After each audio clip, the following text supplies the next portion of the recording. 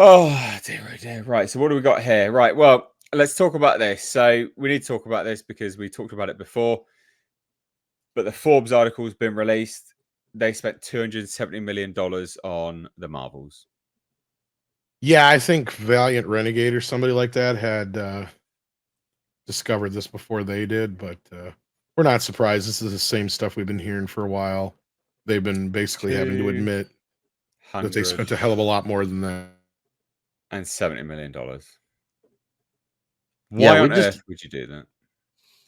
yeah, I knew there was no way that it was the what was it 130 that was reported earlier in the week. 130 from Vanity Yeah. Fair as well, of all people. They Yeah. posted that up. Didn't do. Yeah.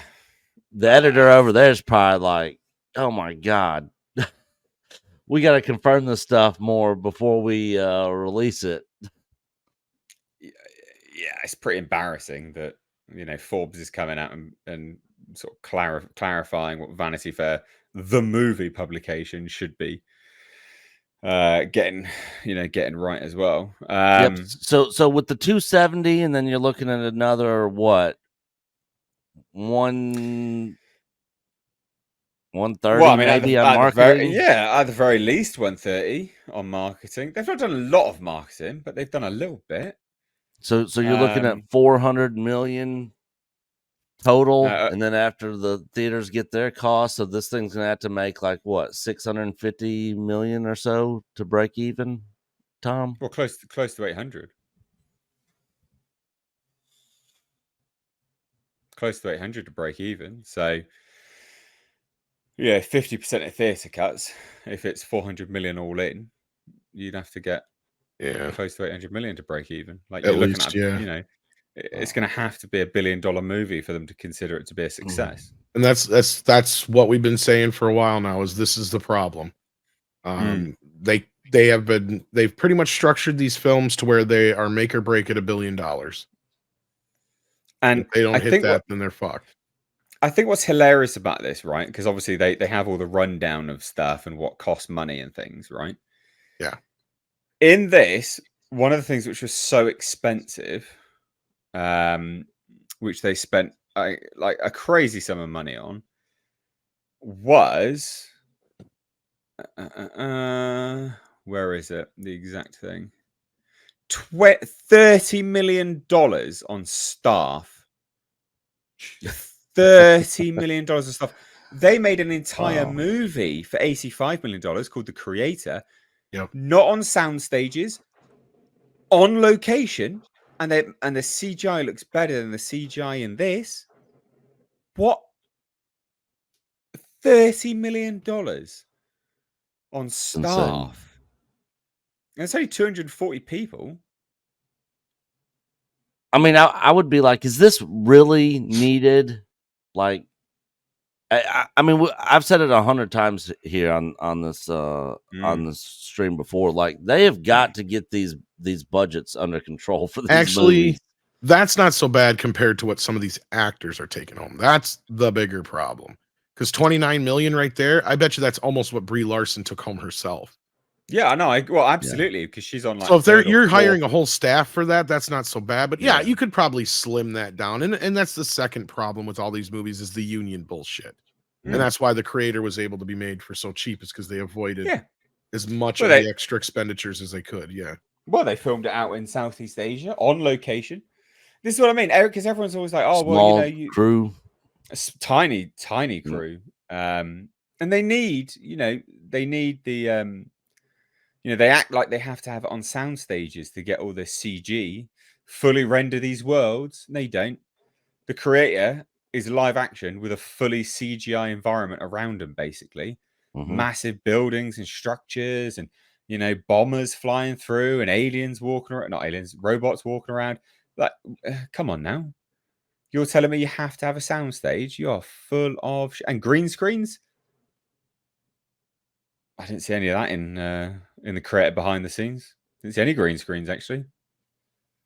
Don't think they could really do that where they were. But then they got in trouble for using like a real explosion or something like that. Piss off. Cotton wool bud wankers. Jesus. It's just, this is insane. I mean, this odds that this will make money. It won't. Zero, negative 100. This makes money. Can anybody name the last Disney film that actually made money? So Guardians of the Galaxy made a tiny amount of. Did it actually make money? Yeah, debatable. Amount. Probably after video and on demand and all that stuff. Maybe it made a little bit of money. I'd say. Yeah, we're looking in like the millions, not tens of millions. It wasn't. Yeah, literally like just broke even and probably made a few bucks. Yeah.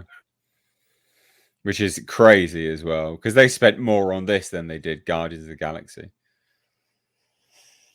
Oh, yeah, it's madness. It's insane. I mean, more power to them. You keep spaffing your money up the wall. But the funny thing is they don't seem to even care. They don't seem to care that they're losing money on these projects. They're just going to keep churning them out. Well, the hilarity is they used to do the opposite of what they're doing now. Because I know Mr. H knows Gary Tunnicliffe. He has told us a story about how they basically lied to the public about how much the Exorcist reshoot cost. They told everybody it cost twice as much as it did, just to kind of bolster the image of the movie. Nowadays, it sound like it was like, oh, it's a really big budget. Yeah, nowadays they lie the opposite direction. They only tell you about half of what they spend. And we're starting to learn this. This is the average now, because from Guardians of the Galaxy Part 1 on, we're learning that the Marvel films have cost anywhere from 150 to 200 million more than what they said. We're learning now that all the Star Wars films are like double the original budgets. Wow. And this isn't even with advertising or anything. This is just the budget. Because what they're doing is they're reporting the projected budget or their initial budget. They're not throwing in all the extra shit. They're not counting all the reshoots or anything like that. Where they used to lie to us about, oh, we've planned that in the bullshit you do. Because we're learning now that these movies are costing a hell of a lot more than what they've been telling us, which is just insane. Well, it's funny, isn't it? Because like you make a good point. It's what they used to do versus what they do now, right? So they used to overinflate the budget to make it seem, because they did so much with so little. So to reveal it as being as cheap as it was would cheapen the product in their eyes. Exactly. Now they have to underinflate. They have to degrade in the eyes of the populace what the budget is, because if people learned what it was, it would reveal just the staggering amounts of money they've spent on such a cheap looking product. Like the tables have turned on that. Like before, it didn't look cheap, so they overinflated the budgets. Now it looks bloody cheap, so they have to lower the budget in the eyes of the populace because it looks like wank, and they would be torn apart. Well, not only that, they got to save face, right? It's so they can say, "Oh, well, this thing was profitable or this thing was successful." Yeah, when it really wasn't. Yeah. So funny. When by all rights it should be, but they're spending too much money. Sorry. $270 million on an hour and 38-minute movie. Is this if this movie is that short? That's the shortest Marvel movie in history. Yeah, that is the runtime, mate. That means they chopped the shit out of this thing. Yeah. Holy 1 hour 38 minutes for $274 million. No wonder they did reshoots so they can fill in some gaps. I bet they chopped the hell out of this thing. Yeah, 1 hour 38 minutes. They have never had one single Marvel movie ever come in under 2 hours, except for I think the first Iron Man and Hulk, and even those I think are just at the edge of 2 hours. Thor: The Dark World was like an hour 52 or something. Oh, is it? Okay. I was gonna say otherwise, like most of them are right on the cusp of 2 hours or over. By the time you get to after Avengers, they're all over 2 hours.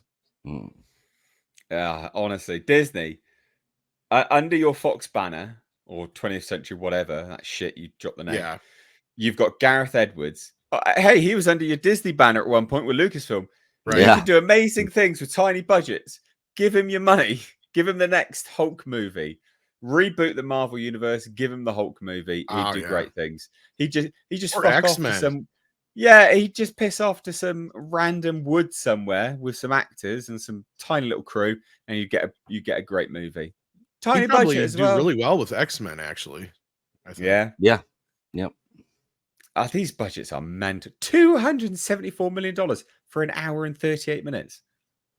Some people are getting robbed blind of their cash funding this. Well, not only that, we've got the new this is another thing that I can't believe. The new Expendables movie comes out today.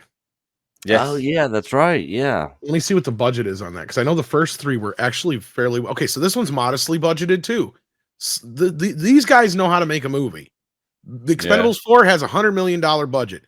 There is no way in hell that movie is not going to be profitable. Oh no, that 100% that'll be profitable. Yeah. Even the third film that didn't do well at the box office still probably ended up making money at the end of the day, because I think it only cost 90 to 100 million is what they average here for the budget for 3. And then I know the first 2 were like 60 and 80. So there you go. Yeah, they don't need to cost loads of money. And I think the like only the John Wick films, actors, but the John Wick films don't have big budgets either. No, but that's also because Keanu Reeves doesn't demand a 12, 15, $20 million payday either, because he knows that if he does, that's going to jack the budget up to that next level to where they have to make twice as much as what they have. Yeah. And also he's got all the money in the world anyway from Matrix. He doesn't need any more money. Yeah. Or whatever movie it was. Because there was he's given loads of his wealth away, hasn't he, that chap? Oh yeah. Well, look, the Marvels not going to make money, but what do we think? I think it's hilarious.